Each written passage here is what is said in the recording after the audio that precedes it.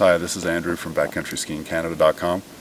We're here today taking a look at the Backcountry Access Arsenal A1 and A2 shovels. This is last year's model, and then here we take a look at this year's model, and we're going to talk a little bit about the differences, what they can both do, and how they perform digging snow pits and out in the backcountry.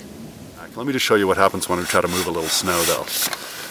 This is the little guy here. You can see that, and this isn't rocket science, you'll be able to guess what happens, but with this blade you can move a lot more snow. Something else that's pretty interesting with this is if you're digging a pit. We've dug a very basic pit here. If you want to have something that goes straight, this kind of a shovel blade will give you a straighter cut than this one here. Take a look. See, it leaves some ridges here. So this is smaller, but I think we at BackcountrySkiingCanada.com are netting out that maybe it makes sense to carry something a little heavier in your pack. And I know that I'm carrying this size this season rather than this size. Something else that's pretty cool about these shovels is that in the handles, I'll take my mitts off here.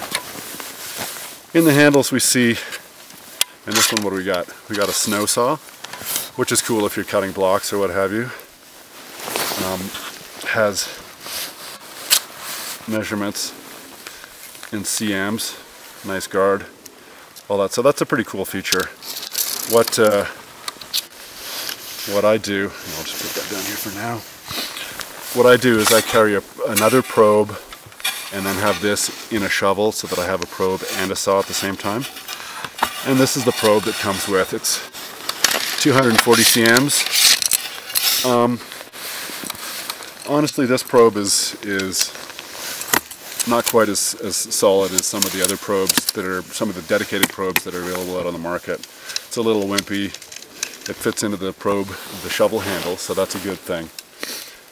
But what I wind up doing is taking one shovel with a big blade and putting the saw on the handle and then carrying another dedicated probe, just because I feel that this is a little wimpy.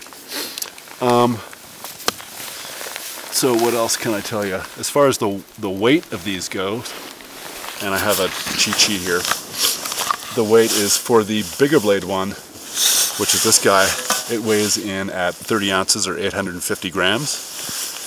And this guy here, and this blade is 10 by 10.75 inches, and this is a 9.9 times 10 inch blade, and this is 32.5 ounces or 670 grams. So this is lighter. You really have to ask yourself whether it's worth the extra weight to carry the bigger blade. And if you're going out for a day, I think in general it makes sense, in our humble opinion, to go with a bigger blade shovel. So that is basically it. You see the two different models from different years. In general, you know, one other thing that I can show you here is this blade doesn't have this bit that comes out here, so that's a bit of a feature. Oh, something else that I wanted to say: the non-telescoping blade on both models.